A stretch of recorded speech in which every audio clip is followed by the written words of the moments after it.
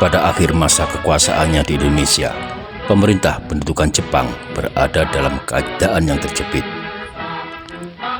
Keadaan ini mulai terjadi sejak Agustus 1943, baik pada front barat yang berhadapan dengan Inggris maupun dengan front timur yang berhadapan dengan Amerika. Jepang telah jauh dipukul mundur dari kekuatan ofensif menjadi kekuatan yang hanya bisa defensif, sehingga benteng pertahanan terakhir adalah Asia Tenggara dengan Indonesia sebagai intinya. Oleh sebab itu, mereka perlu mengambil hati rakyat Indonesia dengan menjanjikan kemerdekaan. Sebelumnya, Jepang telah menghadiahkan kemerdekaan kepada Burma dan Filipina, karena keduanya merupakan negeri garis depan. Indonesia baru diberi janji kemerdekaan kelak di kemudian hari, karena sekutu ternyata tidak membuka front baru di selatan untuk melakukan penyerbuan terhadap Indonesia dari Australia. Daerah Indonesia yang menjadi kancah perang adalah Papua dan Maluku Utara sebagai bagian dari front timur.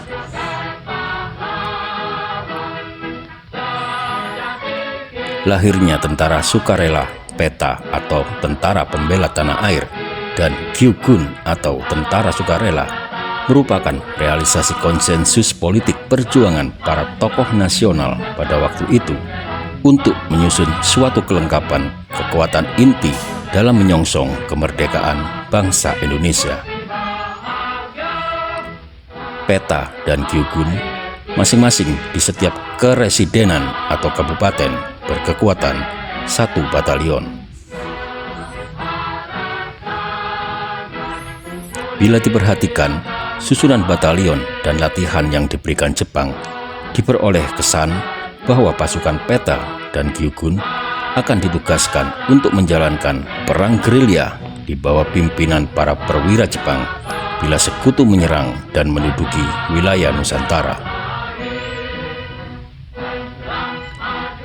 Sampai Jepang kalah perang, battle order PETA dan Gyugun tidak mencapai tingkat yang lebih tinggi dari batalion. Pulau Jawa dan Pulau Sumatera dalam banyak hal menunjukkan persamaan. Pemerintah pendudukan di kedua pulau dijalankan di bawah komando Rikugun atau Angkatan Darat, dan di luar Jawa dan Sumatera dijalankan pemerintah pendudukan di bawah Kaigun atau Angkatan Laut. Permohonan pembentukan Jawa Kyodo Boe Gyugun atau pasukan sukarela untuk membela tanah Jawa melalui surat tanggal 7 September 1943 oleh Gatot Mangkuprojo didukung Bung Karno dan Bung Hatta kepada Shiko Shikikan atau Panglima Tertinggi dan Gun Seikan atau Kepala Pemerintahan Militer Jepang. 3 hal utama yang mendesak dalam melahirkan PETA.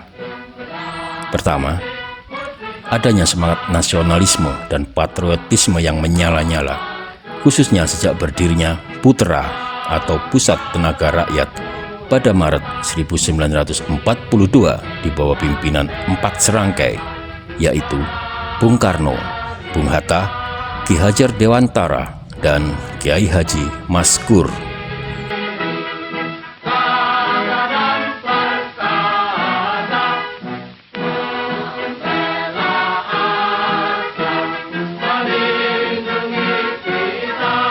Semangat tersebut mendesak pula agar pemuda-pemuda Indonesia diberi latihan militer sebagai syarat mutlak untuk membangkitkan kembali jiwa keperwiraan bangsa Indonesia ke dalam satu wadah militer yang lengkap.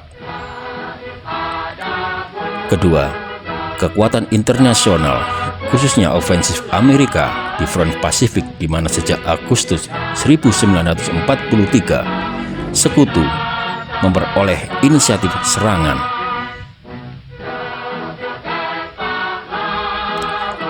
beberapa wilayah Indonesia di bagian timur sudah mengalami serangan udara sekutu. Ketiga, Jepang berusaha keras untuk lebih banyak mendapat tambahan kekuatan militer dari rakyat pendudukan. Pembentukan Heiho yang sudah dimulai sejak 1942 dirasakan tidak cukup. Jepang memerlukan tenaga yang lebih berkualitas dalam kecakapan militer. 3 Oktober 1943, permohonan dikabulkan oleh pemerintah militer Jepang.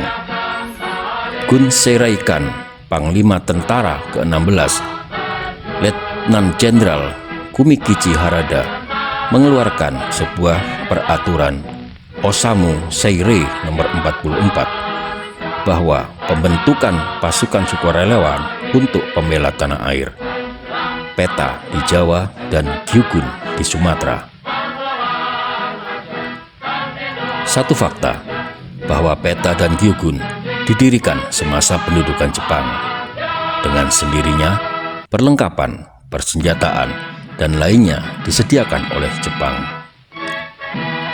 Namun, yang terpenting adalah motivasi yang mendorong pemuda-pemuda Indonesia, khususnya para pemimpin, untuk memasuki PETA pada waktu itu. Sebelumnya, persiapan jiwa dan semangat kemerdekaan telah dirintis secara modern dalam lingkup nasional sejak 1908 pada masa kolonialisme Belanda. Persiapan fisik dan mental termasuk semangat keprajuritan menyongsong kemerdekaan yang pada suatu hari pasti akan tiba, banyak dilakukan secara kebetulan bersamaan waktunya dengan masa pendudukan tentara Jepang. Tak lama kemudian, Jepang mulai melatih calon-calon perwira pada tempat latihan dan pendidikan militer.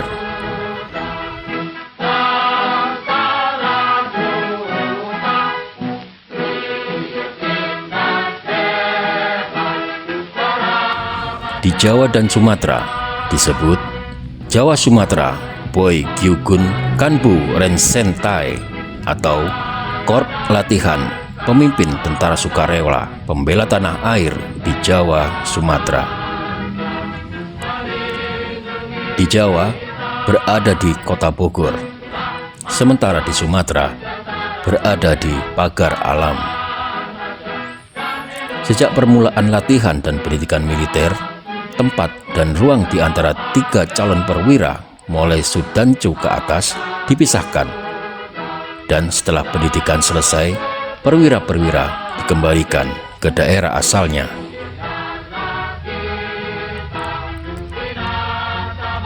Pembentukan dimulai dengan memilih calon perwira, yakni Budancu atau Komandan Regu, Sudancu atau Komandan Beton, Cudancu atau Komandan Kompi, dan Daidancu atau Komandan Batalion.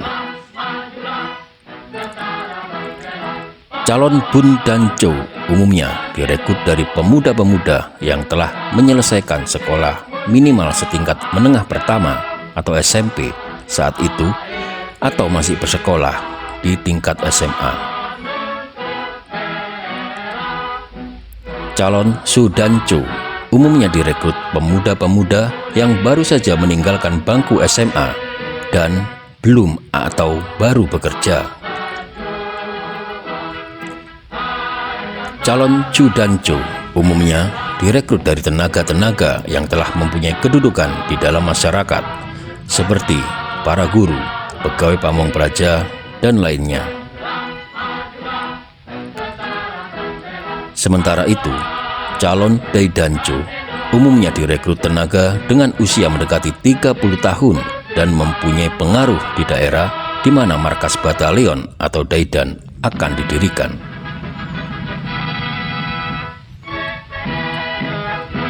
Beberapa orang perwira Jepang bertindak sebagai penasehat dan pengawas serta ditempatkan di Daidan. Dalam waktu singkat, berdirilah di mana-mana kesatuan PETA di bawah pimpinan para perwira muda.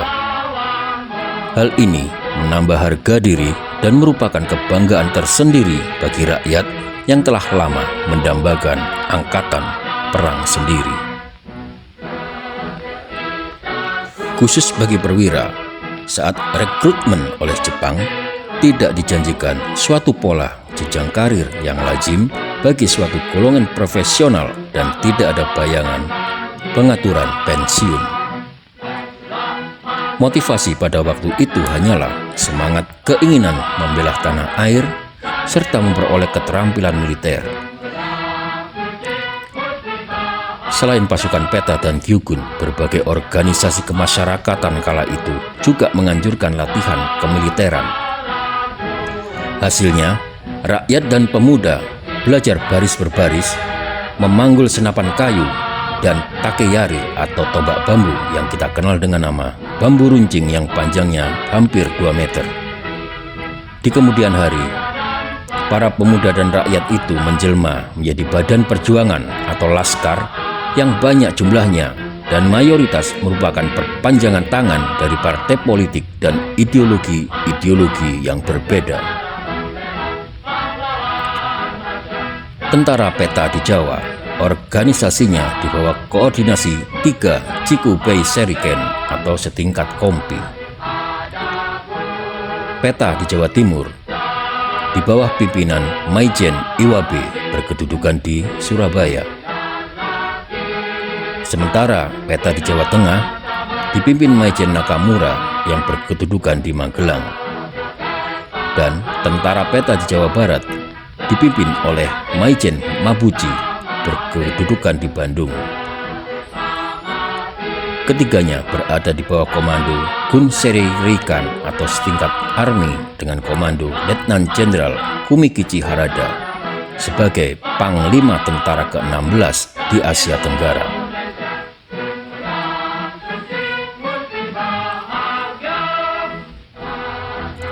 Proses lahirnya TKR diawali dengan menyerahnya Jepang secara tiba-tiba pada Sekutu tanggal 14 Agustus 1945. Pidato di radio oleh Kaisar Hirohito kepada rakyat Jepang menimbulkan kekosongan pemerintahan. Maka, para tokoh nasional didorong oleh kekuatan massa dari pemuda dan rakyat memproklamirkan kemerdekaan Indonesia.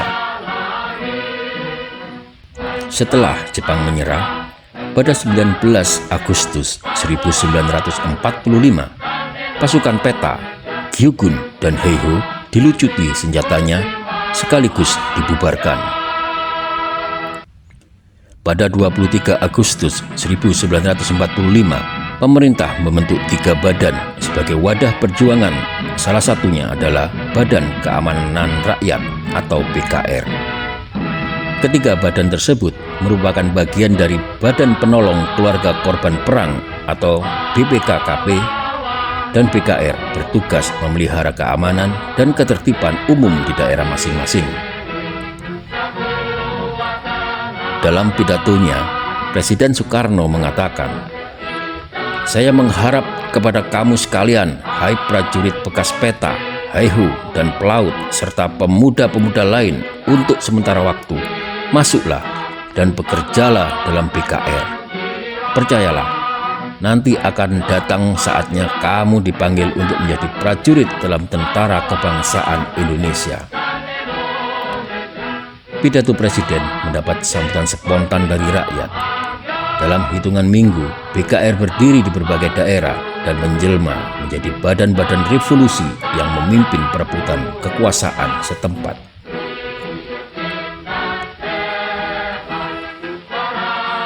Di samping unsur darat, dalam BKR terdapat pula unsur laut dan udara. Para bekas anggota Kaigun, Heiho, Koningkligsmarine, Jawa Unko Kaisa, Akabutsi Butai, serta pemuda-pemuda yang bekerja pada objek vital di pelabuhan maupun jawatan pelayaran membentuk BKR Penjaga Pantai. Sementara pemuda-pemuda bekas tentara-tentara Belanda serta anggota Kesatuan Penerbangan Jepang seperti Rikukun Kukubutai, Kaikun Kukobutai, dan Nanpo Koku Kobayashi membentuk BKR Udara.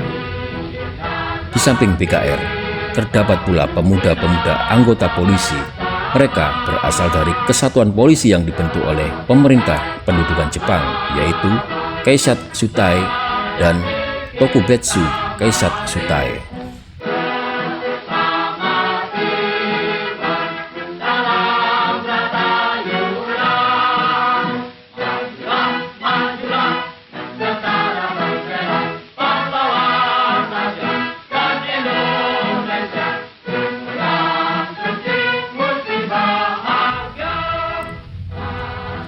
Dengan fungsi kepolisian, kesatuan ini masih bersenjata lengkap karena Jepang menganut paham Barat bahwa polisi tidak termasuk golongan kombatan, melainkan hanya alat penjaga keamanan dan ketertiban masyarakat yang tidak dilibatkan dalam perang.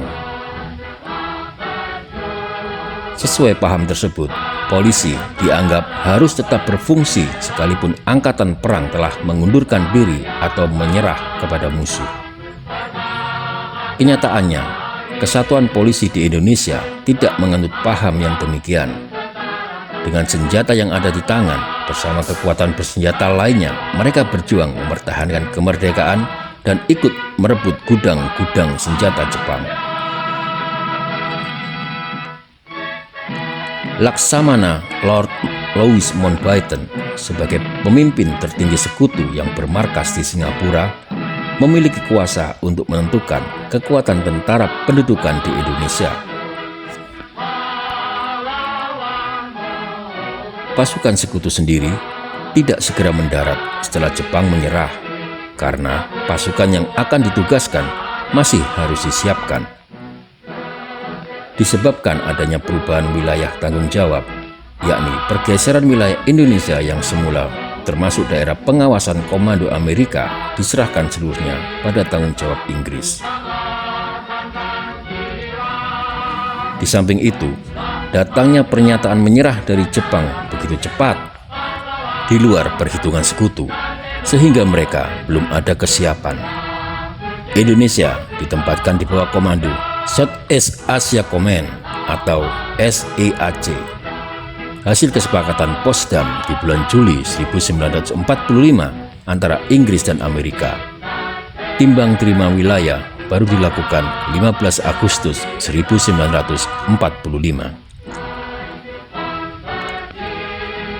Kelihayan pemerintah Belanda terlihat pada 24 Agustus 1945 dengan terjadinya persetujuan Civil Affair Agreement antara Belanda dengan Inggris mengenai Indonesia. Tersiar berita, sumbernya dari markas SEAC, bahwa Mountbatten telah memerintahkan Panglima Tentara Jepang di Indonesia, yaitu Maijen Nakamura, untuk membubarkan Republik Indonesia dan menangkapi pimpinannya. Sejak itu, di berbagai tempat, tentara Jepang mulai giat kembali melakukan kekerasan. Jepang menyatakan bahwa tentaranya masih berkuasa dan bertindak atas nama tentara sekutu. Salah satu peristiwa yang terjadi dikenal dengan Pertempuran 5 Hari Semarang, mulai tanggal 15 hingga 19 Oktober 1945 antara TKR, polisi, dan pemuda-pemuda Indonesia melawan tentara Jepang. Pimpinan pergerakan nasional yang ada di tangan tokoh-tokoh generasi tua berpendapat bahwa pembentukan sebuah tentara nasional pada saat itu akan mengundang pukulan dari gabungan kekuatan militer sekutu dan Jepang, karena sekutu memerintahkan Jepang untuk mempertahankan status quo pada daerah yang didudukinya termasuk Indonesia. Diperkirakan oleh generasi tua bahwa kekuatan militer kita belum cukup untuk menghadapi pukulan seperti itu. Maka, pemerintah memilih jalan diplomasi untuk memperoleh pengakuan sekutu terhadap kemerdekaan yang diproklamirkan. Kebijakan pemerintah menunda pembentukan suatu tentara nasional menyebabkan situasi keamanan bertambah gawat. hampir di setiap kota besar terjadi pertempuran, baik menghadapi Jepang maupun menghadapi sekutu dan Nica atau Nederlands-Indische Civil Administration. Perlawanan dan perebutan kekuasaan dilakukan secara spontan pada berbagai tempat tanpa adanya kesatuan komando, terasa tidak efisien dan kurang efektif, serta memakan banyak korban. Akhirnya, pemerintah mulai menyadari perlunya dibentuk suatu tentara nasional karena kepentingan perjuangan yang segera harus berfungsi sebagai unsur pertahanan keamanan nasional dan mempertahankan kemerdekaan. Maka, pada 5 Oktober 1945, melalui siaran radio dan surat kabar, pemerintah mengumumkan maklumat. Untuk memperkuat perasaan keamanan umum, maka diadakan satu tentara keamanan rakyat. Saat itulah dianggap kelahiran Angkatan Bersenjata Reguler Republik Indonesia. Maklumat ini kemudian disusul dengan pengumuman dari markas tertinggi TKR, diserukan agar para pemuda, para bekas prajurit PETA, Gyugun, Heihu, barisan pelopor, dan lainnya memasuki TKR. Pada 20 Oktober 1945, Kementerian Keamanan Rakyat mengumumkan susunan pimpinan TKR. Menteri Keamanan Rakyat ad interim dijabat oleh Muhammad Saljo Hadikusumo. Pimpinan tertinggi TKR dilimpahkan kepada Supriyadi, sedangkan Urip Sumoharjo diangkat menjadi Kepala Staf Umum. Pengangkatan Supriyadi lebih ditujukan kepada efek psikologis, sebab sejak terjadinya pemberontakan PETA di Blitar Februari 1945, Supriyadi menghilang secara misterius.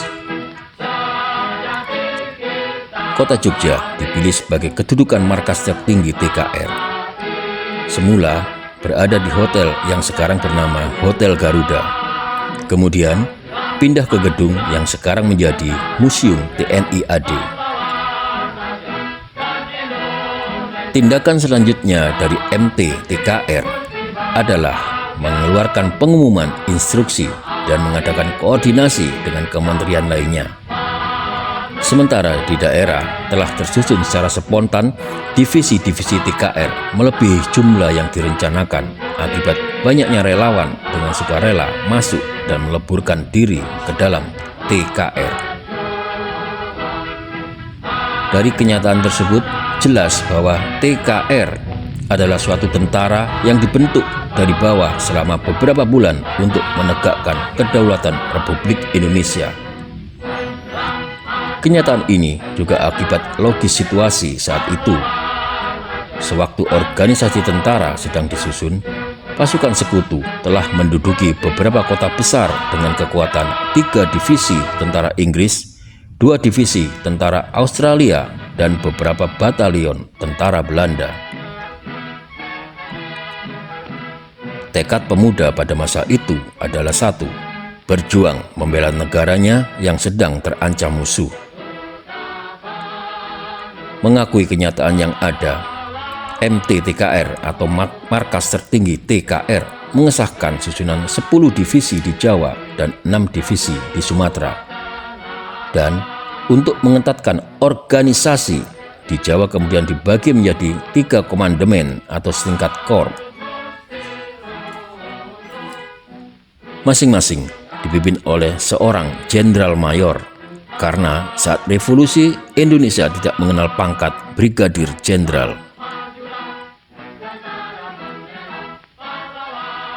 Pembentukan 3 komandemen tidak begitu lancar karena sebagian komandan divisi tidak mau mengakui panglima komandonya. Sementara di kalangan pucuk pimpinan TKR merasakan adanya satu kekurangan, yaitu lowongnya pimpinan tertinggi Supriyadi yang telah diangkat sebagai panglima TKR tetapi tidak pernah tampil menduduki posnya. Timbullah keinginan di kalangan MT TKR untuk mengisi posisi panglima tertinggi TKR karena tenaganya dibutuhkan. Maka pada 12 November 1945 di Yogyakarta diadakan rapat dihadiri oleh para perwira senior MT TKR, para panglima divisi, dan para komandan resimen dari Jawa. Sedangkan daerah lain dari luar Jawa tidak mengirimkan utusan karena kesulitan transportasi, namun telah menitipkan suaranya. Begitu pula Surabaya tidak hadir karena sedang bertempur melawan Inggris. Dalam rapat besar, beberapa calon terpilih sebagai calon panglima tertinggi. Akhirnya, melalui pemungutan suara, Kolonel Sudirman, Panglima Divisi Kelima Banyumas, terpilih sebagai Panglima tertinggi TKR. Sedangkan Urip Sumoharjo terpilih sebagai Kepala Staf. Terpilihnya Pak Dirman mencerminkan sikap TKR sebagai tentara pejuang, karena tidak mungkin dalam suatu tentara profesional ala barat dilakukan pemilihan seorang panglima besar secara demokratis dan oleh pihak tentara itu sendiri. Hasil pemilihan itu disampaikan kepada pemerintah. Baru setelah mempertimbangkannya selama kurang lebih 1 bulan, pemerintah bersedia menerima baik hasil pemilihan itu. Pada 18 Desember 1945, Kolonel Sudirman dilantik menjadi Panglima Besar TKR berpangkat Jenderal dengan Urip Sumoharjo sebagai Kepala Staf berpangkat Letnan Jenderal. Selanjutnya, karena kepentingan pertahanan keamanan nasional yang mendesak, pada 7 Januari 1946, TKR diubah namanya menjadi Tentara Keselamatan Rakyat. 3 minggu kemudian, pada 24 Januari 1946, TKR diubah menjadi Tentara Republik Indonesia atau TRI dan akan direvisi organisasi ketentaraannya atas dasar militer internasional. Pada 25 Mei 1946, terbentuklah kembali divisi-divisi berikut Panji Divisi. Antara lain, menyebut yang berada di Jawa adalah Divisi 1 Siliwangi, markasnya di Tasikmalaya, komandannya Jenderal Mayor Abdul Haris Nasution. Divisi 2 Sunan Gunung Jati di Cirebon, dengan pimpinan Jenderal Mayor Abdul Qadir. Divisi 3 Diponegoro di Yogyakarta dengan pimpinan Jenderal Mayor Sudarsono. Divisi 4 Panembahan Senopati di Surakarta dengan pimpinan Jenderal Mayor Sudiro. Divisi 5 Ronggolawe di Mantingan kemudian pindah ke Cepu di bawah pimpinan Jenderal Mayor Gusti Pangeran Haryo Jati Kusumo. Divisi 6 Narotama di Kediri di bawah pimpinan Jenderal Mayor Sungkono. Divisi 7 Suropati di Malang di bawah pimpinan Jenderal Mayor Imam Sujai. Adapun 3 brigade organik namun tidak termasuk dalam sebuah divisi adalah Brigade di bawah pimpinan Kolonel Sutarto, Brigade di bawah pimpinan Kolonel Haji Samun, dan Brigade di bawah pimpinan Kolonel Gatot Subroto. Penetapan Presiden nomor 24 tahun 1947 tanggal 3 Juni 1947 tentang pengesahan berdirinya Tentara Nasional Indonesia atau TNI dikeluarkan karena adanya 2 macam tentara, yaitu tentara reguler dan laskar yang sangat tidak menguntungkan bagi perjuangan. Laskar-laskar berjuang sesuai haluan partai yang mereka anut. Hal ini disadari oleh pemerintah, dan untuk itu pemerintah berusaha sekuat tenaga mempersatukan kedua bala tentara tersebut. Adapun terkait strategi dan taktik, strategi perang dan taktik pertempuran yang dipakai mulanya oleh TKR atau TNI saat Belanda melakukan agresi militer pertama adalah dengan garis pertahanan linier. Karena seluruh tentara nasional kita adalah divisi infanteri, walaupun beberapa divisi memiliki tank dan kendaraan lapis baja. Maka terobosan-terobosan yang dilakukan Belanda pada beberapa titik sangat mudah dilakukan karena sifat pertahanannya yang statik. Belajar dari pengalaman yang ada, menjelang agresi militer kedua, siasat perang nomor 1 dikeluarkan Panglima Besar dengan grand strategi pertahanan yang tidak memiliki garis depan. Begitu terjadi serangan, setiap kekuatan akan mundur dan menerapkan perang gerilya dengan war of attrition. Pembagian wilayah dengan Wehrkreis yang merupakan strategi Jerman selama Perang Dunia Kedua, yaitu pertahanan wilayah yang elastis dari setiap elemen kekuatan. Strategi ini terbukti ampuh. Belanda kelelahan, walaupun menguasai kota-kota besar, namun terkurung rapat, dan bila tidak ada perundingan konferensi meja bundar seperti yang diucapkan oleh Jenderal Abdul Haris Nasution, akan terjadi killing field atau ladang pembantaian bagi tentara-tentara Belanda. Konsep perang gerilya semesta kemudian dibukukan oleh Jenderal Abdul Haris Nasution di tahun 1955 dengan judul Pokok-pokok Perang Gerilya. Buku ini diterjemahkan pula ke dalam bahasa Inggris dengan judul Fundamental of Guerrilla Warfare, dipelajari kemudian oleh Akademi Militer Barat sebagai konsep anti-gerilya.